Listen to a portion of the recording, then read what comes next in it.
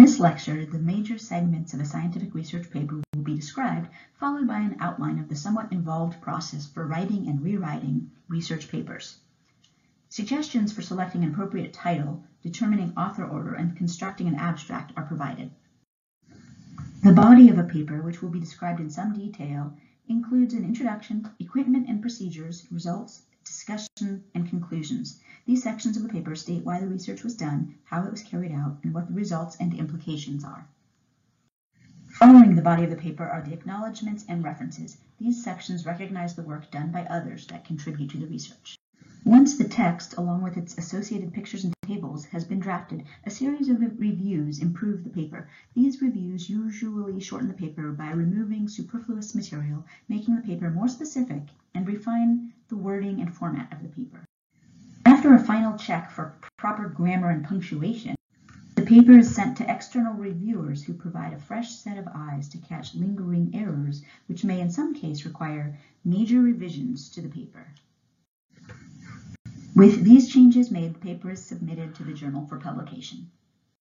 The scientific community has developed a standard set of sections for a research paper. The overall content that should be included in each section is well defined, although the specifics, of course, vary from one paper to the next. Some students may already be familiar with the general outline of a scientific paper, as it is similar to many lab reports. However, some critical sections, such as the abstract, acknowledgments, and references, are not treated in traditional science classes. Each of the segments will be described and should be included in a scientific paper that reports research results. Naturally, the first thing anyone is going to read in a scientific paper is its title. As such, it should pique the interest of potential readers. However, science papers are very concise and there is little room for embellishing language. For instance, in the case of double-star astrometry, one cannot insert frivolous opinions regarding the aesthetics of a particular double-star system. Rather, what gets researchers excited about a particular study is what it contributes to the field. An astronomical research project often focuses on a particular target and uses a specific observing technique. As such, the title could be a sentence fragment that highlights the key points of the paper, the name of the target object, the type of measurements done, and occasionally the telescope or institutions involved. The title should be interesting and tell the reader exactly what to expect. The authors are individuals who contributed significantly to a research project. Their contribution may range from making observations, doing statistical or other analysis, leading a team, or writing the paper. It is not unusual for someone who was not an original team member to end up contributing significantly to a paper. They should be included as a co-author. If someone only contributed a small amount, such as reviewing the paper or giving general guidance, their contribution and name should appear in the acknowledgments, not as an author. The order of the authors is by far the most politically sensitive aspect of a published paper. It is generally assumed that the first author, sometimes called the lead author, did the most work and carries the primary responsibility for the research, including assuring that the paper gets submitted for publication and following up on post-publication chores, such as making sure all of the co-authors receive a copy of the final paper. If the students in the team did most of the work and they shared the work roughly equally, then listing them in alphabetical order by last name would be appropriate. If one student did an unusual amount of work and was also the clear team leader, then this student should be the first author, while the others might be listed in alphabetical order. An instructor or some other person may be the largest contributor to the project. They should be included as an author. They can be the first author, but may defer to students and ask to be placed last. The corresponding author is responsible for interfacing with the journal and carrying the paper through the last steps of publication. The corresponding author is usually the first author, but it may be appropriate for someone else to be the corresponding author to handle any questions that come up during publication and check the proof copies for correctness. The institution of each author should be given below their names. These affiliations may be schools, corporations, branches of government, or nonprofits. A student's affiliation would be their school, while a professional researcher deeply involved in a project may be affiliated with an observatory or university.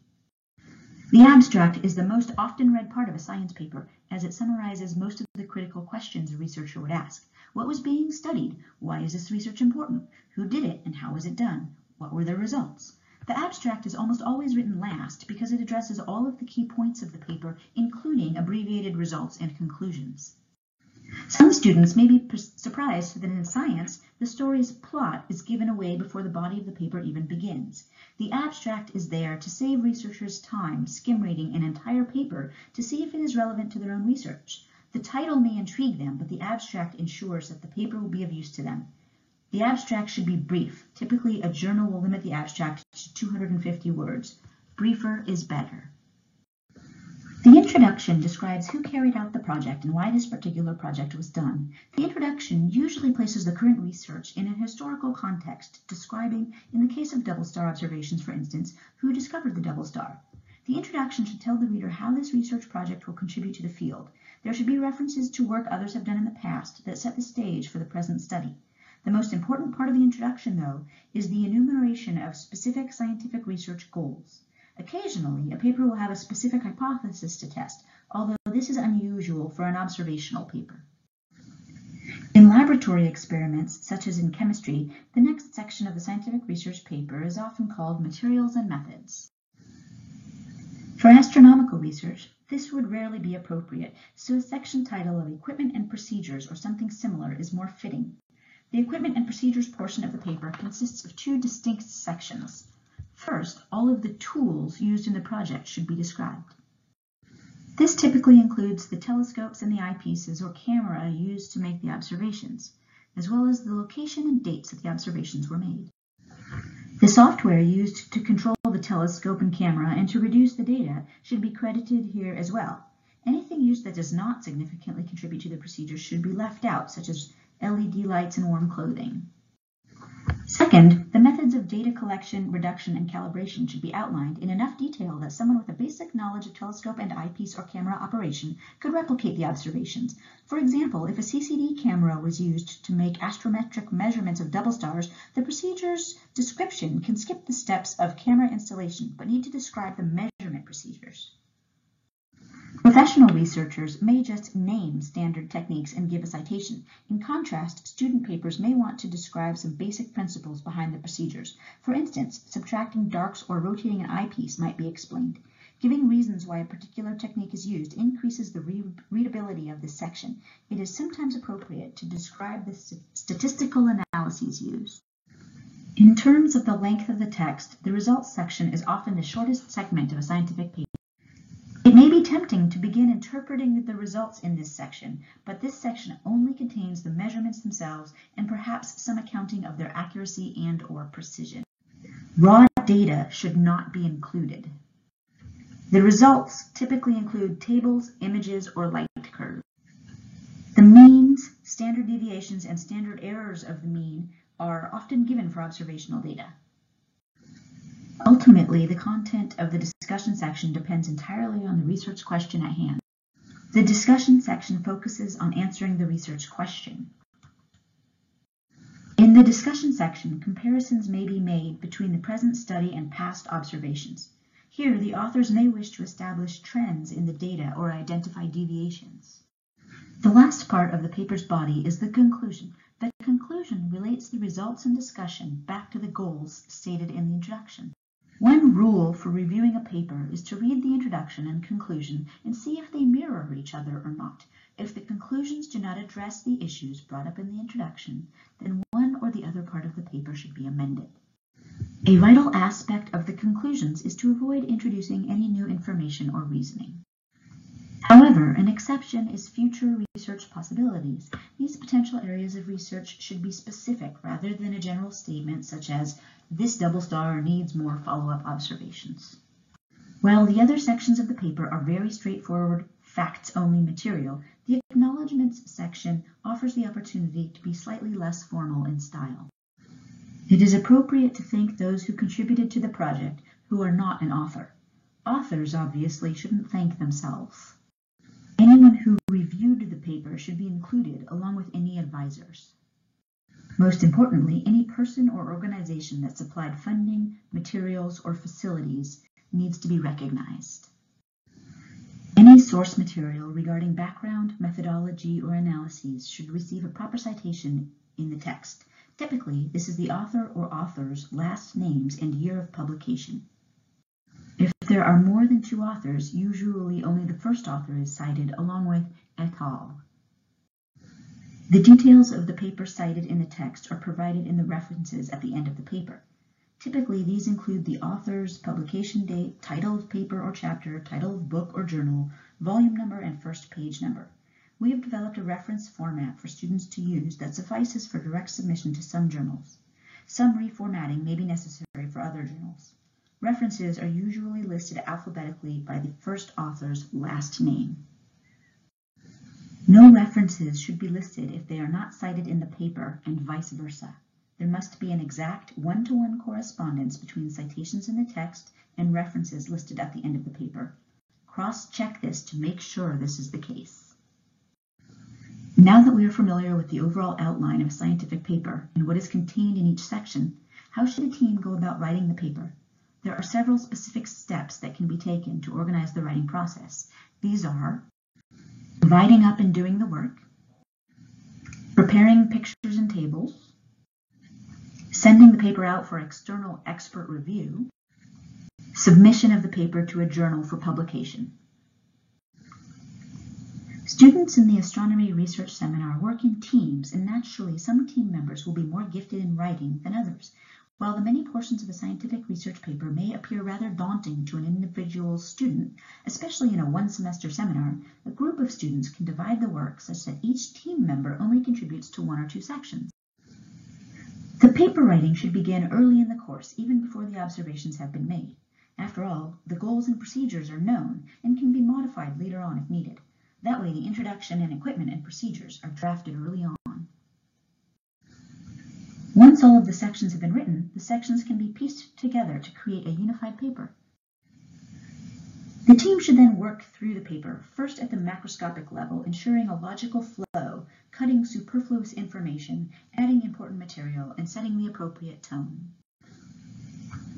Once the paper is set in a logical order, the group can then go over the paper at the granular levels using proper English, creating a consistent phraseology, using parallel structures, and consolidating or expanding sentences.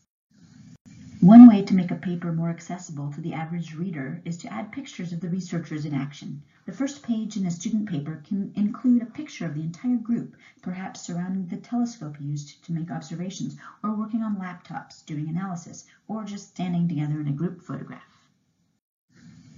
Each picture and table must be referenced and their content summarized in the text of the paper such that they add to the reader's understanding.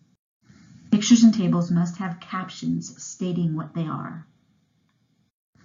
Publication of scientific research in journals open to the public is at the heart of the scientific process. Scientific progress requires that scientists have access to previous research, thus the requirement for publication. In science, the first to publish, not first to discover, gets the credit. Also at the heart of science is the need for scientists to trust the published results of previous research. External expert review, often by anonymous referees, along with the independent replication of research, is vital to establishing trust. With all of the figures and their captions in place and the text's wording as precise and concise as possible, typically the next step will be submitting the team's paper to the instructor for review. Suggestions for improvement can then be incorporated in the next version of the paper. It is not unusual to go through this process several times before instructor final approval to send the paper out for external review is obtained. After an English check, spelling, grammar, etc., the course instructor or students typically then sends the team's paper to an external reviewer. Reviewers are experienced astronomers who are friends of the research seminar. All of the suggestions or edits the external reviewer makes should be addressed. This includes anything from major questions of procedure and analysis to grammar and spelling. Occasionally, an external reviewer will add an entire section to the paper, often in the analysis. They should be added as a co-author if their contribution is significant enough. All reviewers are thanked in the acknowledgement section of the paper. Once all of the changes and suggestions have been incorporated from reviewers and the paper is checked one last time with proper English, it is ready to be submitted to a journal. The cover letter, actually an email, should formally address the editor of the journal and introduce the team and their overall project. The cover letter does not need to be detailed. In fact, it should be no more than a paragraph or two. The letter should also say something nice about the journal, in particular why the team selected it. Always tell the editor that while the paper has already received external review and is considered by the authors to be final, any suggestions or comments from the journal's editor or additional referees will be addressed. Although the paper will have received considerable informal external review prior to submission of the paper to the journal's editor may send the paper out for formal review by an anonymous expert, often called a referee. Some papers will receive more comments from referees than others. This does not necessarily reflect on the quality of the paper. However, the paper must be revised and each section must be addressed. A final round of edits incorporates any further changes requested by the referee. With these edits complete, the team can resubmit the paper in its new version. Often it is required that the cover email specifically describe how each of the referee's suggestions were addressed in the revised paper. Typically, the editors will give the lead author one final chance to review the proofs of the typeset paper after it has been formatted for publication to check for clerical or typesetting errors. In this unit, we learned how to write a scientific paper, revise a paper based on external reviews, and submit a paper to a journal for publication. The two mottos of this seminar are learn science by doing science, and if it isn't published, it isn't science.